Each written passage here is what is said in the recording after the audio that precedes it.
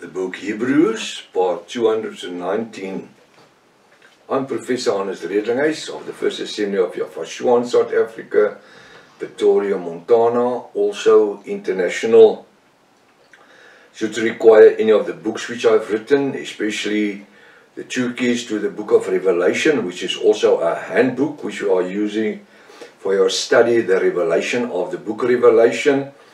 It's 800-page thick A4 book. It's actually 2 books, which is 400 pages.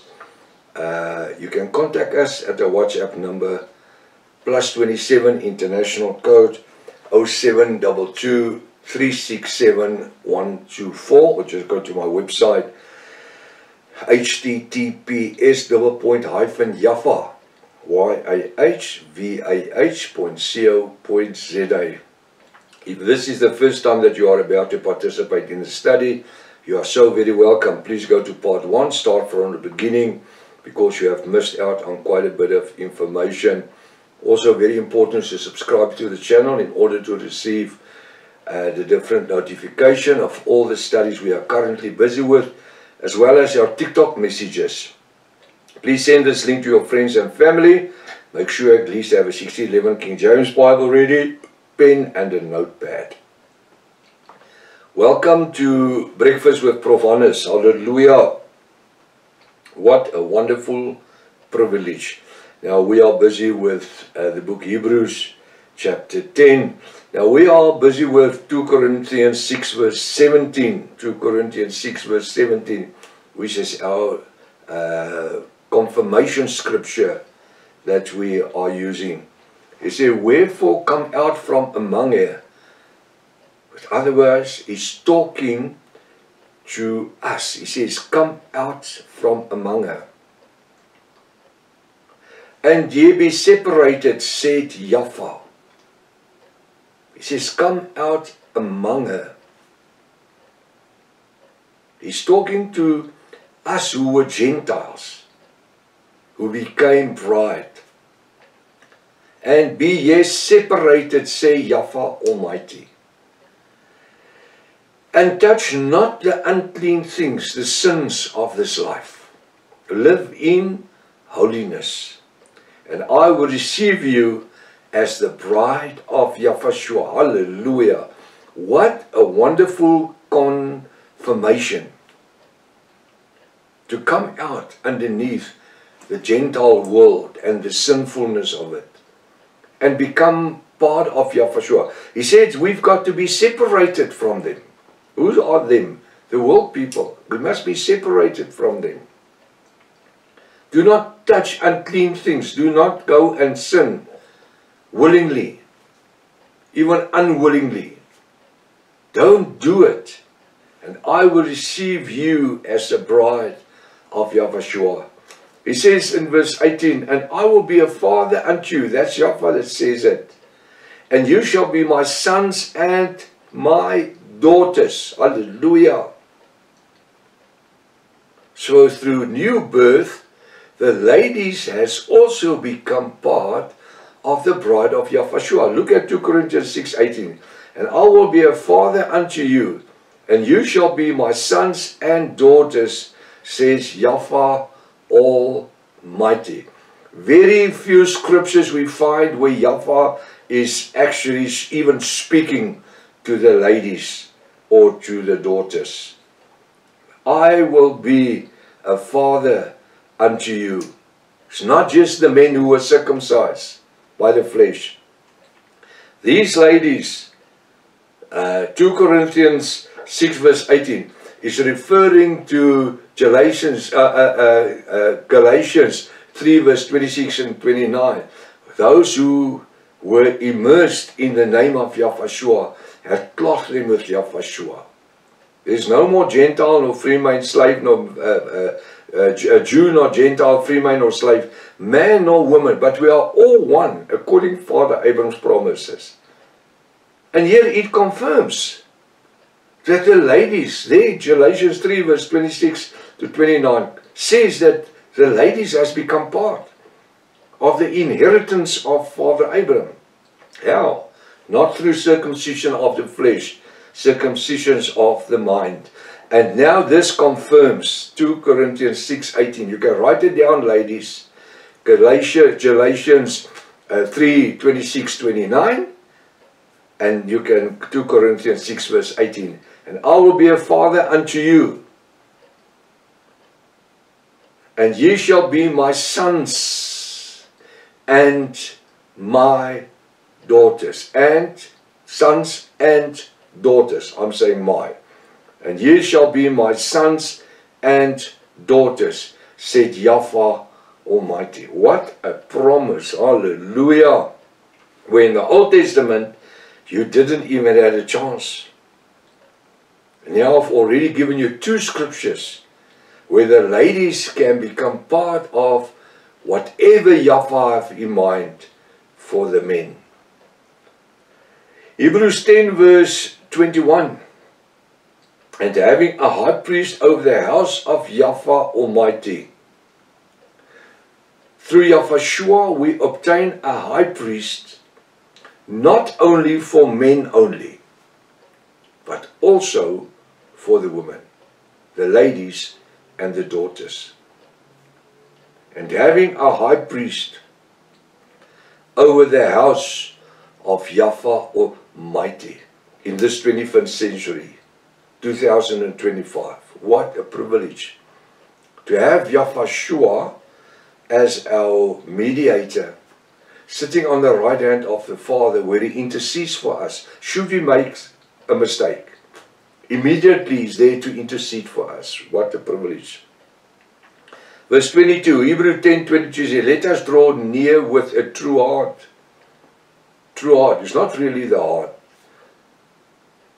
It's referring to the heart because the heart is the pump station of my body. He says, let us draw near with a true heart, an open mind. That's actually what it means. He says, in full assurance of faith. We haven't seen anything that we are believing throughout the last 2,000 years. But we are living through the full assurance of faith. We believe it as if it has happened just yesterday. Having our hearts sprinkled from an evil conscience. Now my heart can't be sprinkled from an evil conscience. My conscience is my soul dimension. My heart is a pumping station. The one is not even connected to the other one. So what do I have here? This is figurative speech.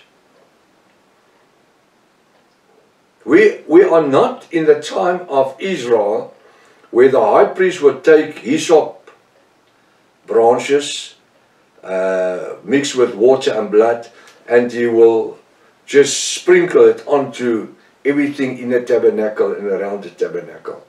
Even unto the people sometimes. We are not sprinkled. We are washed in the blood of Yahushua. We are redeemed in total. And because of the fullness of the blood, we are immersed totally under the water. Not just sprinkled with holy water. We are immersed under the water in the name of Yahushua, which is the figurative speech for the burial, the burial of Yahushua, the death and the burial and the resurrection of Yahushua. Romans 6 verse 1 to 12. Shall we live in the sin longer? No, no, no, no, no.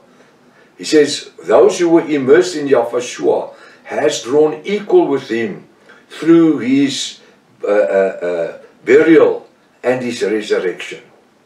As he was buried and rose from the dead, we do as well.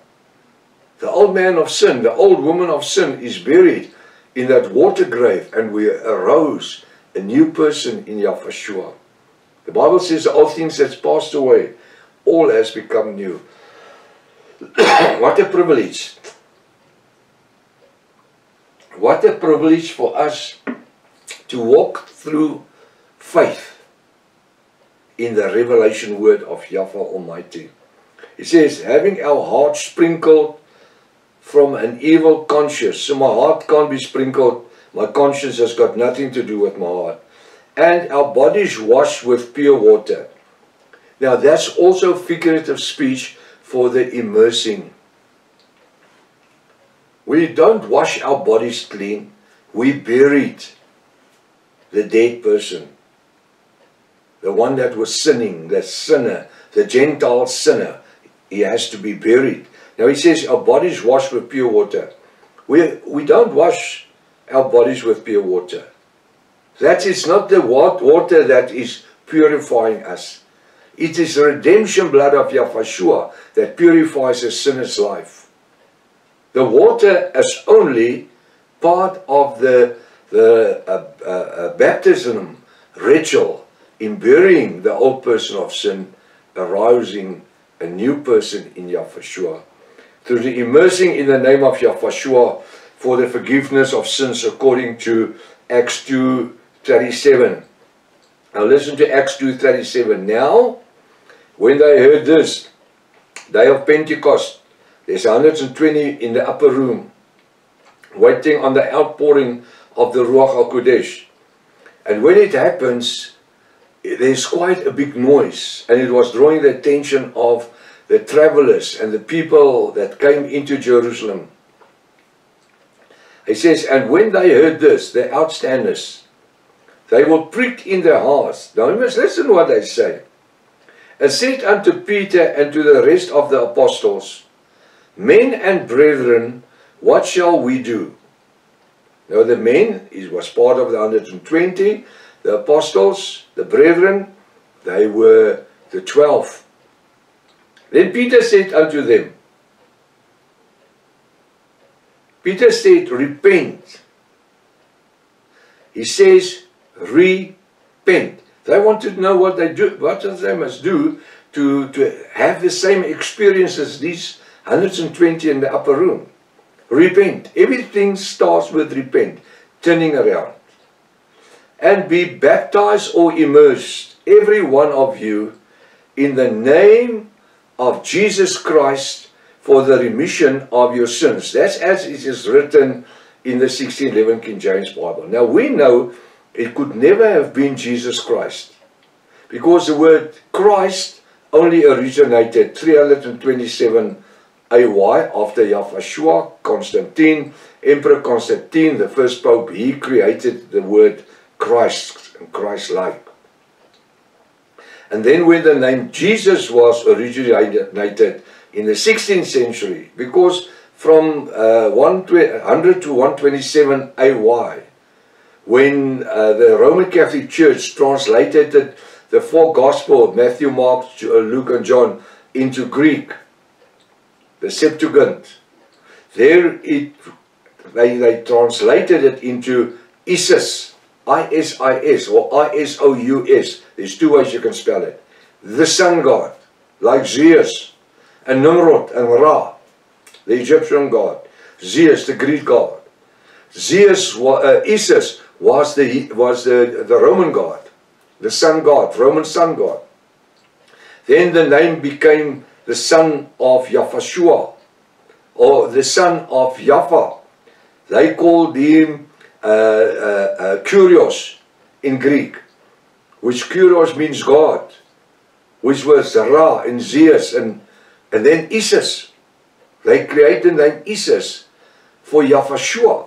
There was never a Jesus 2,000 years ago, or even 200 years after Yahweh, when the Bible was translated into Greek, the four Gospels. There was no Jesus. There was no J ever for the next 1,700 years. 1,500 years to the 16th century, 1524. Then only the letter J was created. Now if you follow our other study, what is your God's name? I'm giving you all the information there. Or the book, what is your God's name? All the info is there. All the research material with a full bibliographic on the back, where you can follow all my research work, where it comes from. So, he could not have said Jesus Christ, he would have said, Yahweh. Now what I'm going to do, I'm just going to stop right here because the time is caught up with us. We need to look into the scripture a bit more in detail. Till tomorrow morning, if his Father's will. Maranatha. Yahweh is coming back again. Hallelujah.